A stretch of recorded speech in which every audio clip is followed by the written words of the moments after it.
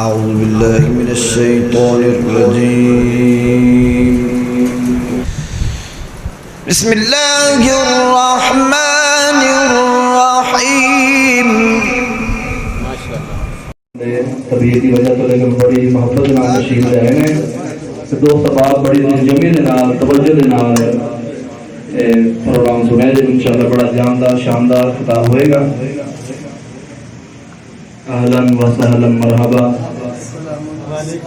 عظیم مناظر سلام استاد العلماء محقق الاثر مفتی مبشر احمد ربانی صاحب نو مسجد اندر آمد خوش آمدید کہنے ہیں.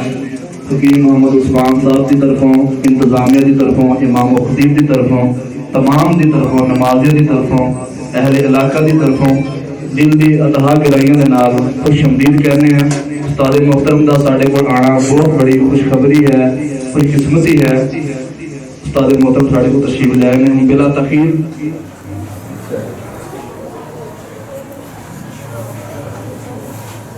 إن الحمد لله نحمده ونستعينه ونستغفره ونعوذ بالله من شرور أنفسنا ومن سيئات أعمالنا.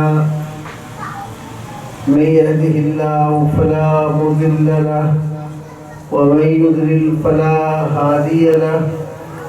وأشهد أن لا إله إلا الله وحده لا شريك له ونشهد أن محمدا عبده ورسوله. أما بعد فأعوذ بالله السميع العليم من الشيطان الرجيم من همزه ونفخه ونفسه. أعوذ بالله السميع العليم من الشيطان الرجيم.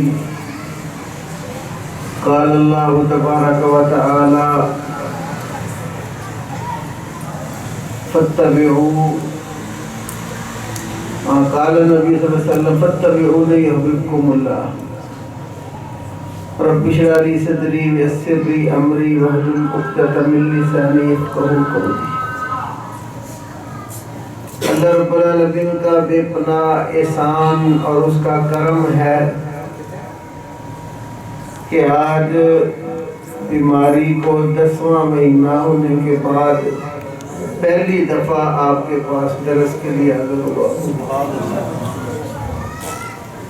طبیعت میری درس بالکل دینے والی نہیں ہے ابھی, چونکہ بھائیوں نے دعوت دی, میں نے آنے کا وعدہ کر لیا. تب اللہ تعالیٰ سے دعا کرنا کہ اللہ تعالیٰ جو 2-4-5 منٹ جتنے بھی مجھے بولنے کا موقع دے, حق اور سچ بات کہنے کی توفیق عطا فرمائے. تو اصل دین کتاب اور سنت ہے. نبی صلی اللہ علیہ وآلہ وسلم نے اپنی زندگی میں کتاب اور سنت کی ہی دعوت لوگوں کو دی ہے. آپ جہاں بھی گئے ہیں آپ نے کتاب اللہ اور اس کی شرح اپنی سنت کے ساتھ بیان فرمائی ہے. تو کتاب و سنت اصل دین ہے. جو چیز کتاب و سنت کے موافق ہے وہ قبول کی جاتی ہے, اور جو کتاب و سنت کے خلاف ہو اس کو چھوڑ دیا جاتا ہے.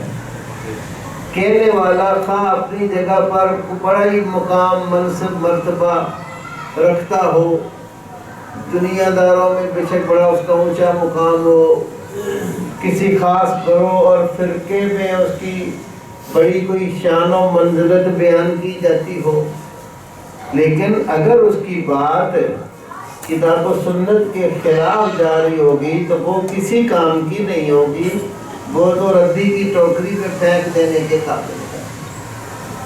اور جس کی بات کتاب اللہ اور سنت رسول اللہ صلی اللہ علیہ وسلم کے مطابق ہوگی وہ قابل قبول ہوگی, کہنے والا کا اپنے پر کوئی کتنا ہی چھوٹا کیوں نہ سمجھا جاتا ہو. تو قرآن اور سنت اصل دین ہے. نبی پاک صلی اللہ علیہ وآلہ وسلم نے اپنی ساری زندگی اللہ تعالیٰ کی وحی جو ہے کتاب و سنت کی صورت میں آپ کے پاس موجود تھی, ساری زندگی اس وحی کی دعوت ہی پیش کی، کیونکہ ہمارا ایمان اور عقیدہ ہے کہ قرآن بھی اللہ کی وحی ہے اور سنت رسول اللہ بھی اللہ کی وحی ہے۔ نبی پاک صلی اللہ علیہ وآلہ وسلم اللہ تعالیٰ کی وحی کے موافق ہی بیان کیا کرتے تھے۔ وَمَا يَنْطِقُ عَنِ الْهَوَىٰ إِنْ هُوَ إِلَّا وَحْيٌ يُوحَىٰ۔ نبی صلی اللہ علیہ وسلم کے پاس جو کچھ بھی آیا آپ نے کبھی خواہش نفس سے بات ہی نہیں کی۔ جب بھی بیان فرماتے تھے، جو بھی دنیا داروں کو اللہ کا پیغام سناتے تھے، ان ہوا الا وحی یوحیٰ، وہ وحی ہوتی تھی جو آپ کی طرف بھیجی گئی ہوتی۔ تو آپ صلی اللہ علیہ وسلم کی زندگی وحی الہی کے موافق گزری ساری، اور پوری زندگی آپ نے وحی کے علاوہ کسی اور دین، کسی اور بندے کی خواہش نفس کی طرف دعوت پیش نہیں کی۔ رسول اللہ صلی اللہ علیہ وآلہ وسلم اللہ کے برگزیدہ پیغمبر اور سچے رسول تھے، تو رسول وہی بات کہتا تھا جو اللہ کی طرف سے آتی تھی۔ تو میرے بھائیوں، ہماری دعوت یہ ہے کہ جب بھی کوئی بھی مسئلہ پوچھنا ہو، کوئی سبق پڑھنا ہو، کوئی عمل کرنا ہو، تو وہ دیکھو اس کو پہلے کہ یہ کیا وحی کے مطابق ہے یہ نہیں ہے۔ اگر وہ اللہ کی وحی کے موافق ہے تو اس کو قبول کیجئے، اور اگر وحی کے خلاف ہے تو کہنے والا بے شک اپنی جگہ پر بڑا ہی کوئی نہ سمجھا جائے، اس کو ہم کہتے ہیں معذور سمجھو، معذور سمجھ کے اس کو چھوڑ دو، کیونکہ اس کی بات جو ہے وہ وحی الہی کے موافق نہیں ہے۔ نبی صلی اللہ علیہ وسلم کے تمام صحابہ کرام رضوان اللہ علیہم اجمعین ساری زندگی جب بھی کوئی مسئلہ پوچھنا ہو، کوئی بات کرنی ہو، تو اللہ کے نبی صلی اللہ علیہ وسلم سے پوچھ کر، یہ کسی صحابی سے معلوم ہوا ہو کہ یہ رسول پاک صلی اللہ علیہ وسلم کا فرمان ہے، آپ کا یہ عمل ہے، آپ کی یہ دعوت ہے، تو اس کو لے کر چلتے تھے۔ وہ وحی الہی کے سوا کسی اور دین کے پیچھے کبھی نہیں چلتے تھے، کیونکہ وحی الہی تو اصل دین ہے۔ تو جس شخص کے پاس وحی الہی ہوگی، اصل دین ہوگا، اس کو کسی اور دین کے اتباع کی قطعاً کوئی ضرورت نہیں ہوگی۔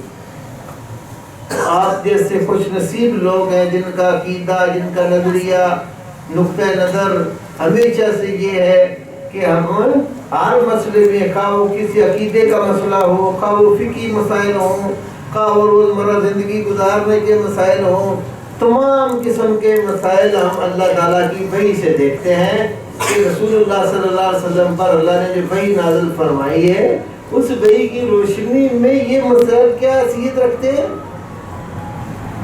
تو جب رسول اللہ صلی اللہ علیہ وسلم کو بتائی ہوئی جو وحی ہے وہ مل جائے کسی کو، تو اسے اور کیا چاہیے۔ تو میرے بھائیوں، میں تو صرف حاضر ہوا تھا چند باتیں آپ کے ساتھ کرنے کے لیے، تو میں اللہ تعالیٰ سے آپ سب سے جو ہے نا وہ اپیل بھی کرتا ہوں کہ میرے لیے دعا کیجیے، اللہ تبارک و تعالیٰ مجھے جلدی شفا یاب کرے، کیونکہ مجھے بیمار ہوئے تقریباً 10واں مہینہ ہے۔ تو پہلا درس ہے جو آپ کے یہاں دے رہا ہوں، 2-4 جملے کہہ سکا آپ کے سامنے، تو اللہ تبارک و تعالیٰ اب آپ کی باری ہے۔ جب میں ٹھیک ہو گیا نا انشاءاللہ تعالیٰ، میں آپ سب سے وعدہ کرتا ہوں انشاءاللہ جب میں ٹھیک ہو گیا پھر کسی کی باری نہیں آئے گی۔ پھر آپ لوگوں نے مجھے کہنا استاد جی بس کرے، پیچھے بھی ہمیں بلا کے بٹھائے ہوئے ہیں، تو ان کو بھی ٹائم دینا ہے، تو میں نے کہنا کہ اب میری باری ہے۔ تو اللہ تعالیٰ ہمیں صحیح عمل کی توفیق نصیب فرمائے، اللہ تعالیٰ قرآن اور سنت کو سمجھنے اور اس کے مطابق زندگی ڈھالنے کی توفیق عطا فرمائے۔ اب انشاءاللہ جی کرمان علی صاحب آپ کے سامنے ہیں، انشاءاللہ یہ کتاب لمبا کریں گے۔ میں نے بس آج نام لکھوانا تھا، مائی اچھی جان گئی جو نام لکھوائیں گے، پتہ سی کہ میں نے صرف نام لکھوانا ہے۔ اللہ تعالیٰ السلام علیکم۔